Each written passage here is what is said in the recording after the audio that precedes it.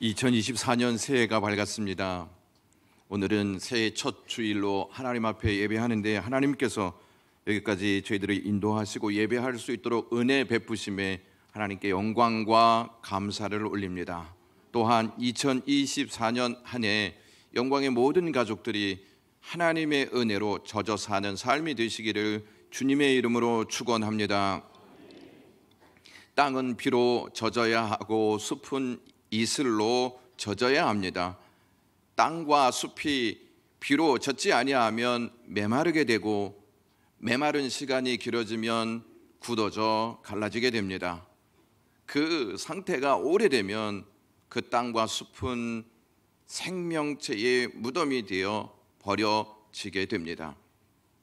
땅과 숲은 비에 젖을 때 생명의 기운이 힘을 받아 막 일어나고 땅과 숲은 생명을 양산해 내는 터전이 됩니다. 따라서 땅과 숲은 생명과 하나 될 때 열매를 맺습니다. 우리의 심령도 땅과 숲같이 메마를 수도 있고 촉촉히 젖어 살 수도 있습니다. 우리의 심령을 메마르게 하는 두 가지가 있는데 그 첫 번째는 죄입니다. 죄는 달콤한 미끼로 우리를 유혹합니다. 달콤할 것 같아서 그것을 덥석 물어버리면 그 죄는 우리의 심령을 메마르게 합니다. 죄는 생명이 들어오지 못하게 만드는 능력이 있습니다. 또 하나 우리의 심령을 메마르게 하는 것이 있는데 그것은 답게 살지 못할 때 우리의 심령은 메마릅니다. 사람은 사람답게 살아야지 동물처럼 살아서는 안 됩니다. 세상이 혼란스러운 것은 사람답게 살지 못해서 그런 것입니다. 세상은 사람답게 살아야 질서가 유지되는 법입니다. 남자는 남자답게, 여자는 여자답게, 학생은 학생답게, 부모는 부모답게, 자녀는 자녀답게 살아야 세상은 활기찰 수가 있습니다. 여기에 더해 그리스도인은 그리스도인답게 살아야 할 줄로 믿습니다. 그리스도인이 그리스도인답게 살 때 복음의 능력이 공동체에 흘러들어가 은혜의 꽃을 피게 됩니다. 그렇다면 과연 그리스도인답게 사는 삶은 어떠한 삶이겠습니까? 2024년 영광교회 표가 은혜로 젖어 사는 교회입니다. 땅은 비로 젖어야 하고 숲은 이슬로 젖어야 하고 그리스도인은 은혜로 젖어야 할 줄로 믿습니다. 은혜로 젖어 산다는 개념이 추상적인 개념처럼 느껴질 수가 있습니다. 은혜로 젖어 산다는 의미가 무엇일까요? 요즘은 세례의 필요성을 잘 느끼지 못하는 분들이 많이 있습니다. 왜냐하면 세례가 갖는 세례의 의미, 그 은혜가 어떠한 것인지 잘 모르기 때문입니다. 세례의 의미를 바르게 알면 세례의 필요성을 절실히 느끼게 됩니다. 세례는 잠겼다가 다시 물 위로 나오는 예식입니다. 장로교회에서는 약식 세례를 주지만 예수님 당시에는 물에 잠겼다가 다시 물 위로 올라오는 세례였습니다. 성경은 모든 인간은 다 죄가 있기 때문에 죄인이라고 말합니다. 죄는 심판이 따릅니다. 그러므로 물에 잠기는 것은 죄인인 옛사람이 죄와 함께 죽는다는 뜻입니다. 세례는 물에 잠기는 것으로 끝나지 않고 다시 물 위로 올라옵니다. 이는 죄가 심판받았기에 새 생명을 갖는다는 뜻입니다. 세례받는 자는 세례받는 것으로 만족하지 않고 새 생명을 얻었기에 그 은혜에 감사하여 세례받은 자답게 삽니다. 오늘 본문에는 예수님께서 세례를 받으시는 장면이 나옵니다.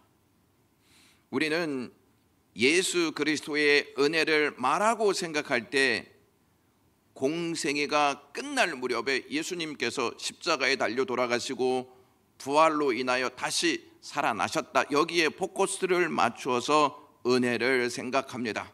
그만큼 십자가와 부활이 주는 비중이 크기 때문입니다. 그러나 성경은 예수 그리스도의 탄생으로부터 예수 그리스도의 모든 사역이 은혜였다 하는 사실을 알려줍니다. 여러분들은 예수님이 세례 받으신 사건을 통해서 깊은 은혜를 받으신 적이 있습니까? 솔직히 깊은 은혜를 느끼지 못하셨을 것입니다. 왜냐하면 예수님이 받는 세례의 의미를 잘 모르기 때문입니다. 예수님이 세례를 받으신 사건이 갖는 의미를 깊이 깨닫게 되면 십자가와 부활 사건만이 아니라 세례 받으신 사건도 하나님께서 우리에게 주신 깊은 은혜로구나 하는 사실을 발견하게 됩니다. 예수님은 공적인 사역을 시작하는 시점에 세례를 받으셨습니다. 예수님은 공적인 사역 시작점에 세례를 받으러 요단강으로 나아가십니다. 우리는 예수님이 요단강에서 세례를 받으신 것에 대해 큰 의미를 발견하지 못하는데, 역사적으로 요단강은 이스라엘 백성들에게 매우 중요한 장소였습니다. 구약에서 요단강은 신명기 3장 17절에 등장하는데, 신명기에 나오는 요단강은 약속의 땅, 동쪽 경계를 의미합니다. 그러니까 요단강을 건너면 바로 가나안 땅, 약속의 땅이었다는 말씀입니다. 이스라엘의 영도자 모세는 요단강을 건너지 못하고 모압 평지에서 느보산에 올라가 약속의 땅을 바라보다가 죽었습니다. 그 후에 후계자인 여호수아가 언약궤와 함께 요단강을 건넙니다. 요단강은 이스라엘 백성이 두려운 마음으로 여리고를 앞두고 하나님 앞에서 새롭게 자신들을 구별했던 곳이기도 합니다. 두 번째 등장하는 요단강은 다윗이 압살롬의 반역으로 도망하는데 그때 요단강을 건너갔습니다. 그리고 압살롬의 반역이 실패하자 다시 도망자에서 왕의 자리로 복귀할 때 요단강을 건너옵니다. 셋째로 엘리야가 엘리사에게 사명을 이양하는 장소로 요단강이 등장합니다. 마지막으로 나병 환자였던 나만 장군이 엘리사의 명을 받아 7번 몸을 씻고 나음을 입은 장소가 요단강이었습니다. 요단강은 이스라엘 민족을 위한 새로운 출발의 공간이었습니다. 이곳은 하나님이 그들 가운데에서 곧 행하실 새로운 일을 준비하면서 이스라엘이 새롭게 하나님께 스스로 성별하도록, 구별되도록 부르심을 받은 장소가 요단강이었습니다.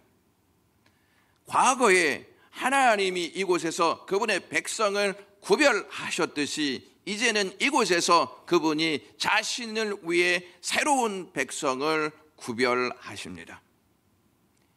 정리해 보면 요단강은 새로운 날을 위한 장소와 더불어 책임 이양이 이루어진 곳이라고 할 수 있습니다. 모세가 여호수아에게 책임을 이양합니다. 이것이 예수님과 어떤 관련이 있을까요? 예수라고 하는 이름이 헬라어일까요? 히브리어일까요? 예수는 헬라어이고 예수를 히브리어로는 여호수아라고 말합니다. 약속의 땅에 대한 여호수아의 정복 전쟁이 요단강에서 시작된 것과 마찬가지로 예수님의 정복 전쟁, 즉 죄와 어둠의 권세를 정복하시는 하나님 나라의 역사가 요단강에서부터 시작되었다는 것입니다. 그 다음은 엘리야가 엘리사에게 책임을 넘겨주는 것이 요단강이었습니다. 요한이 예수님께 모든 것을 넘겨주었던 장소 역시 요단강이었습니다. 전설에 의하면 엘리야가 엘리사에게 겉옷을 주었던 것처럼 요한이 자신의 겉옷을 벗어 예수님께 넘겨주었다고 전해지고 있습니다. 세례 요한이 낙타털 옷을 입었고 허리에 가죽띠를 띠고 메뚜기와 석청을 먹으면서 살았다는 이야기를 잘 아실 것입니다. 그가 입은 옷은 누가 똑같은 옷을 입었냐면 엘리야였습니다. 여러분들은 구약의 마지막 선지자가 누구라고 생각하십니까? 말라기요, 이렇게 말씀하시는 분들도 있을 것입니다. 과연 구약의 마지막 선지자가 말라기 선지자일까요? 예수님은 마태복음 11장 13절에서부터 14절에 이렇게 말씀하십니다. 모든 선지자와 율법이 예언한 것은 요한까지니 만일 너희가 즐겨 받을진대 오리라 한 엘리야가 곧 이 사람이니라, 이렇게 말씀하십니다. 그러므로 구약의 마지막 선지자는 세례 요한이었습니다. 그는 구약 시대의 끝을 전하라고 하나님께서 임명하신 전령이었습니다. 그 뒤를 이어 새 시대가 열릴진데 그분이 바로 예수 그리스도다 하는 사실입니다. 예수님이 세례를 받고 물 위로 올라오시자 16절에 하늘이 열렸다 이렇게 말씀하고 있습니다. 하늘이 열렸다 하는 이 말씀은 새 시대가 열렸다 하는 말씀으로 이해하셔도 틀리지 않습니다. 기독교를 공인한 로마의 콘스탄티 황제는 죽기 직전 AD 337년에 세례를 받았는데 자신이 요단강에서 세례받기를 바랬다고 인정했습니다. 그리고 4세기에 순례자들이 세례에 사용하기 위해 요단강물을 병에 담아서 집으로 가져갔다고 알려져 있습니다.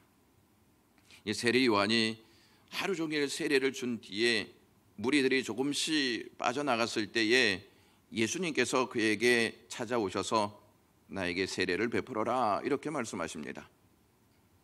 이때 요한은 극구 예수님의 요청을 응할 수 없다고 하면서 실랑이를 벌이며 하는 말이, 죄 있는 자가 당신에게 세례를 받아야지 죄 없는 당신이 나에게 세례를 받는 것이 마땅하지 않습니다, 이렇게 거절합니다.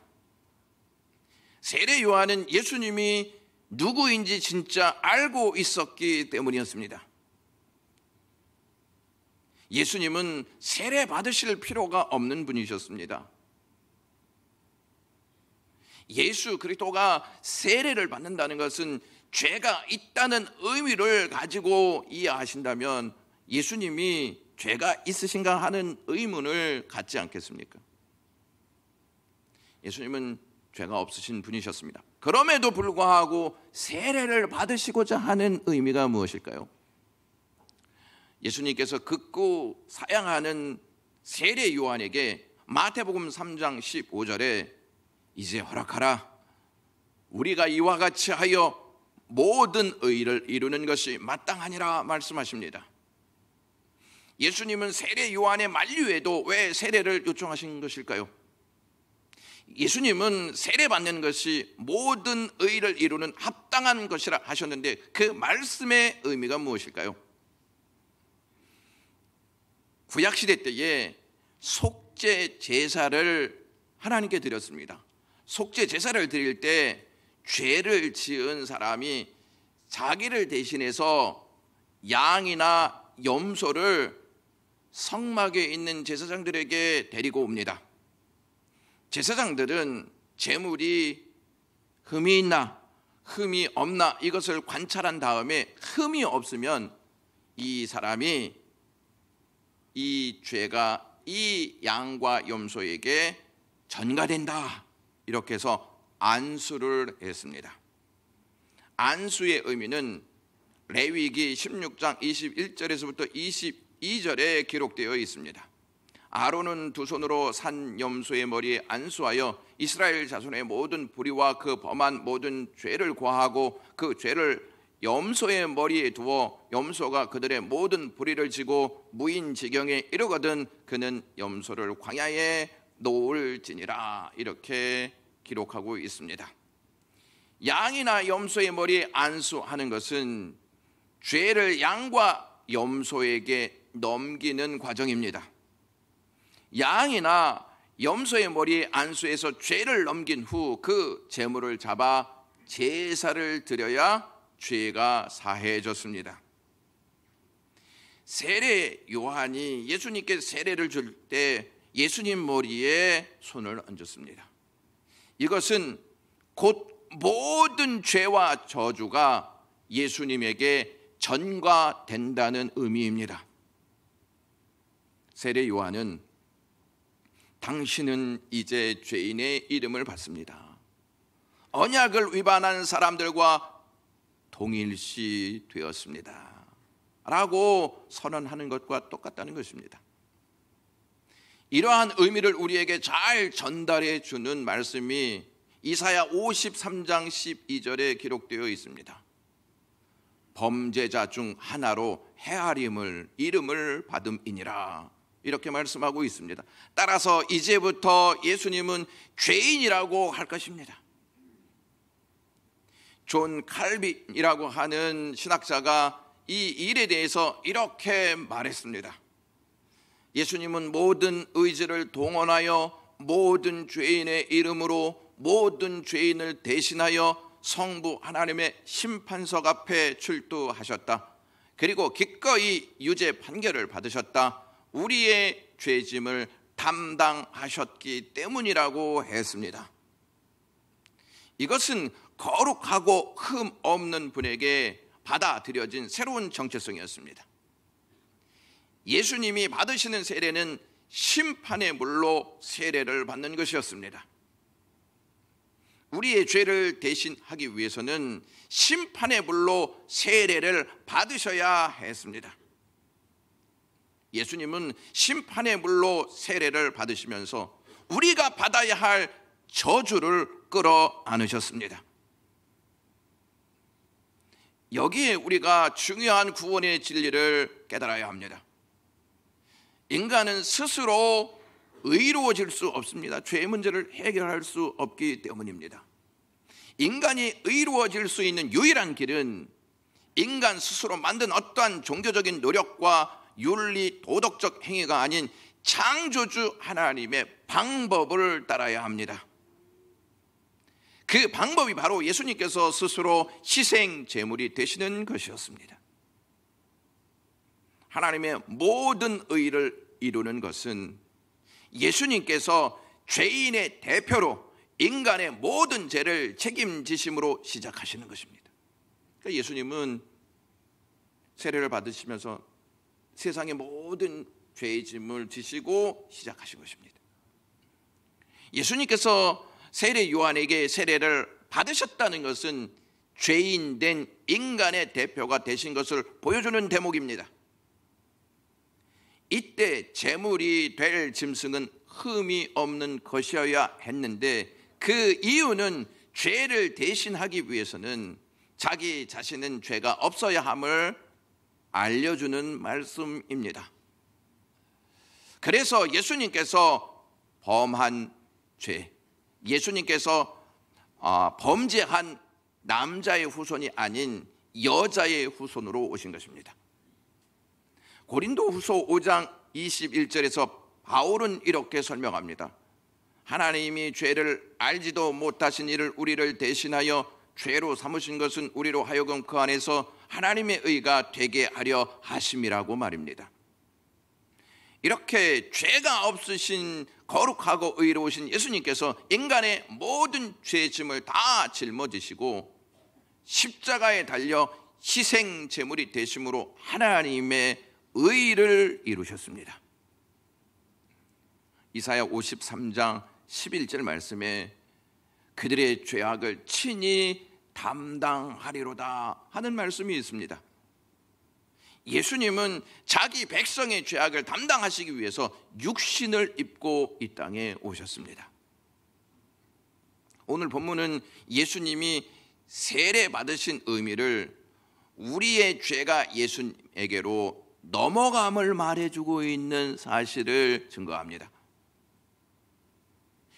요한복음에서는 세례 요한이 세례 받은 예수님이 오시는 것을 보고 요한복음 1장 29절에 보라 세상 죄를 지고 가는 하나님의 어린 양이로다 이렇게 고백합니다. 세례를 받으며 안수 받을 때 세상의 모든 죄가 예수에게로 건너갔기에 세례 요한은 예수님을 세상 죄를 지고 가는 하나님의 어린 양이라고 증거했던 것입니다. 세상 죄 속에는 우리의 모든 죄가 다 들어가 있습니다.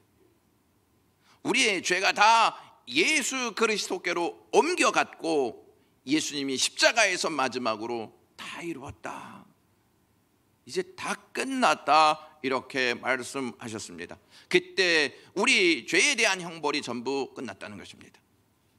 우리가 받아야 할 형벌을 예수님이 다 받아 형벌이 끝났다라고 주님께서 외치신 것입니다. 세례는 물로 합니다. 구약 성경에 물과 관련된 사건이 크게 두 가지가 나오는데 첫 번째가 노아의 홍수 사건입니다. 하나님은 노아의 시대 때 물로 세상을 잠기게 하셨습니다. 물에 잠겼다는 것은 모두 심판받았다는 것이고 물에 잠긴 모든 것은 다 죽었습니다. 살아남은 존재는 물 위 방주 안에 있던 생명체였습니다. 베드로는 이 사건을 이렇게 설명합니다. 베드로전서 3장 20절에서 21절에 방주에서 물로 말미암아 구원을 얻은 자가 몇 명뿐이니 겨우 8명이라 물은 예수 그리스도께서 부활하심으로 말미암아 이제 너희를 구원하는 편이 곧 세례라 말씀합니다. 베드로는 대홍수와 노아 가족의 구원을 세례로 보았습니다. 세례는 우리가 하나님의 심판으로 구원을 받은 표라고 설명합니다. 예수님께서 부활하심으로 말미암아 이제 물은 우리를 구원하는 증표가 되었다는 뜻입니다. 두 번째 사건은 이스라엘 백성이 홍해에서 구원받은 사건입니다. 바울은 이 사건을 고린도전서 10장 1절에서부터 2절에 이렇게 언급합니다. 우리 조상들이 다 구름 아래 있고 바다 가운데로 지나며 모세에게 속하여 다 구름과 바다에서 세례를 받고라고 말씀하고 있습니다. 이스라엘 백성들이 430년 동안 애굽의 종들로 살았습니다. 그런 그들을 하나님께서 애굽으로부터 구원해 내셔서 홍해를 건너게 하셨습니다. 하나님의 백성이 홍해에서 모세에게 세례를 받았을 때 물 한 방울도 그들을 건드리지 못했습니다. 애굽인들은 물에 잠겨 저주를 받았습니다. 하지만 하나님의 백성은 축복을 받았습니다. 우리 주님의 상징적인 세례가 현실이 될 때 똑같은 양상으로 나타난다는 것입니다. 그분이 담당하신 저주는 우리의 것이고 우리가 받은 축복은 그분의 것인 줄로 믿습니다.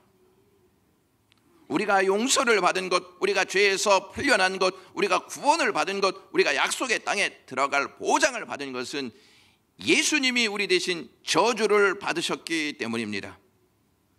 그게 바로 예수 그리스도가 세례를 받은 의미였습니다.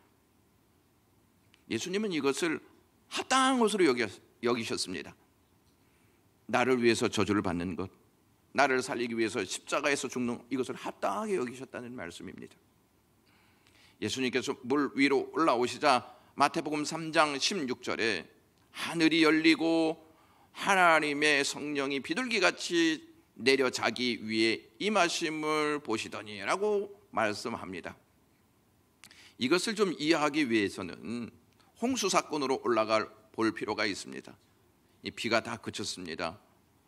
물이 다 물러갔습니다. 노아는 방주 밖으로 비둘기를 보냅니다. 그 비둘기는 나중에 감람나무 잎사귀를 입에 물고 돌아옵니다. 그것은 이제 하나님의 심판이 지나갔고 새로운 창조가 시작되었다는 표시였습니다. 비둘기가 예수님의 머리 위에 임한 것은 예수 그리스도가 우리를 대신해 심판받으심으로 이 땅에 새로운 창조의 역사, 즉 죄의 역사로부터 구원받아 새롭게 되어 하나님의 나라를 맞이하는 역사가 시작되었다는 뜻입니다. 이 얼마나 깊고 놀라운 은혜입니까? 성령이 비둘기같이 임하자 성부 하나님께서 17절에 하늘로부터 소리가 있어 말씀하시되 이는 내 사랑하는 아들이요 내 기뻐하는 자라 말씀하십니다. 영광의 가족 여러분, 하나님은 무엇을 기뻐하실까요? 우리의 재산, 우리의 자리, 우리의 경력일까요? 하나님은 우리가 하나님이 사랑하시고 기뻐하시는 아들이신 예수 그리스도를 사랑하시는 것을 기뻐하십니다. 예수님은 하나님이 사랑하시고 기뻐하시는 아들이셨습니다.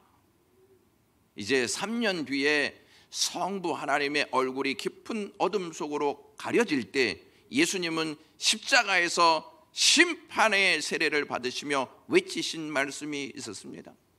나의 아버지, 나의 아버지, 당신은 나를 사랑하십니다 라고 말하셨던 것이 아니고 나의 하나님, 나의 하나님 어찌하여 나를 버리셨나이까 라고 부르짖으셨습니다. 여러분, 누구 때문입니까? 우리 때문에 주님은 버림받으셔야만 했다 하는 것입니다. 뉴질랜드 가까이에 솔로몬 제도가 있습니다. 여기에 사는 원주민 피지 족속에게 선교했던 선교사가 복음을 전해 그들이 예수를 믿게 되면 세례를 주었는데 세례를 준 장소가 킬링스톤이라는 바위 옆에서 세례를 주었습니다. 킬링스톤이란 사람을 처형하는 바위입니다.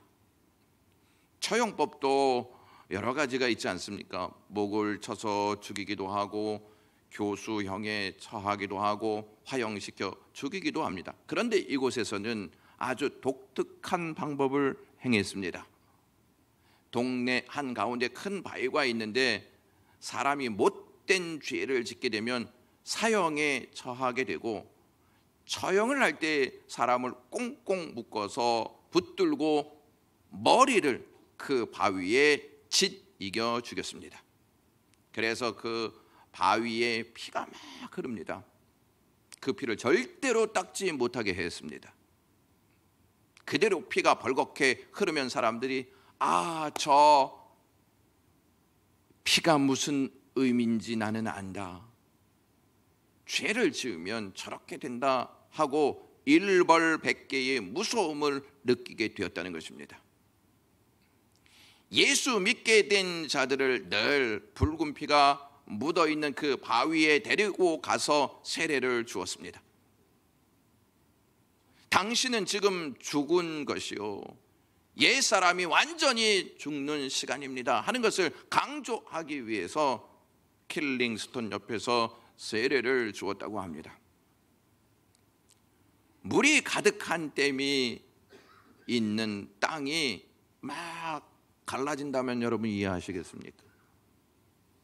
댐이 옆에 있는데 땅이 갈라져요. 그래서 농부가 물이 없어 땅이 이렇게 마른다고 호소하면 참으로 어이없는 일이 아니겠습니까? 땅이 메마른 것은 물이 없어서가 아니라 물을 사용하지 않아서 그런 것입니다.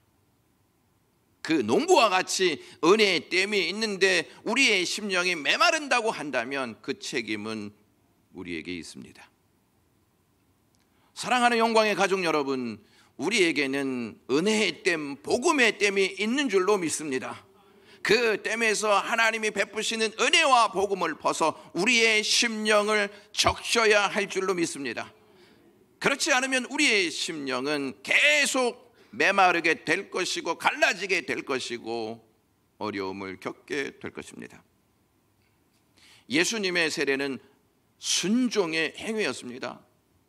예수님은 요단강에서 우리의 저주를 받아들이시고 갈보리 십자가에서 그 결과를 담당하셨습니다. 우리가 세례의 축복을 받기 위해서 예수님은 그렇게 순종하셨던 것입니다. 이처럼 우리는 믿음으로 죄를 용서받았습니다. 마음과 양심의 씻김을 받았습니다. 언약을 지킨 자로 간주되는 축복을 받았습니다. 그리스도와 함께 기업을 받았습니다. 영원한 생명과 영광에 이르는 부활의 소망을 갖게 되었습니다. 이와 같이 그리스도께서 요단강에서 상징되는 모든 것을 성취하셨기에 이제 우리는 복음으로 우리에게 말씀하시는 성부 하나님의 음성을 들어야 합니다. 내가 내 아들이다. 주 예수 그리스도를 구주와 주로 믿었기 때문에 너 또한 내 아들이다. 그러므로 너는 내 사랑하는 자요 내 기뻐하는 자라 하시는 말씀입니다.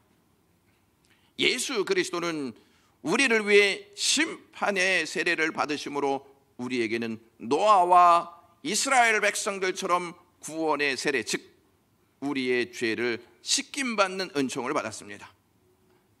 그 은혜로 우리는 옛사람을 벗어버리고 새 사람으로 거듭나는 새 창조의 역사를 맞이하게 되었습니다.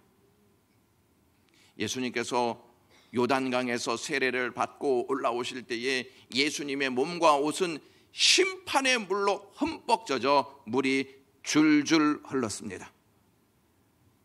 죄가 없으신 예수님은 우리를 대신에 심판받으셨기 때문에 예수님은 심판의 물로 공생애를 시작하셨습니다. 그리고 십자가의 형벌을 받으실 때 예수님의 몸은 심판받은 자국과 피로 젖어 있었습니다. 주님의 그 사랑으로 우리는 하나님의 은혜로 흠뻑 젖는 은총을 입게 되었습니다. 청교도 신학에서 세례 받은 자답게 사는 삶에 대해서 이렇게 묘사했습니다. 세례 받은 자는 은혜로 젖어 사는 자다라고 말입니다. 세례를 받은 자들의 정의를 은혜로 젖어 사는 자라 했습니다. 그리스도인답게 세례 받은 자답게 살려면 은혜가 필요한 줄로 믿습니다. 그 은혜는 그리스도께서 부어주시는 사랑입니다. 그러므로 우리는 그리스도를 늘 묵상하고 그분이 주시는 사랑과 말씀으로 우리의 심령을 채울 때 우리는 그 은혜로 젖어 살게 되는 은총을 입게 됩니다. 2024년 하나님께서 우리에게 주신 은혜로 젖어 사시기를 주님의 이름으로 축원합니다. 기도하겠습니다. 하나님 아버지, 오늘도 저희들에게 은총 베푸셔서 은혜로 젖어 산다는 의미가 무엇인지를 알게 해 주시니 고맙습니다. 복음의 댐에서 하나님의 은혜를 벗어 우리의 심령을 적시게 하시옵소서. 예수님의 이름으로 기도드리옵나이다.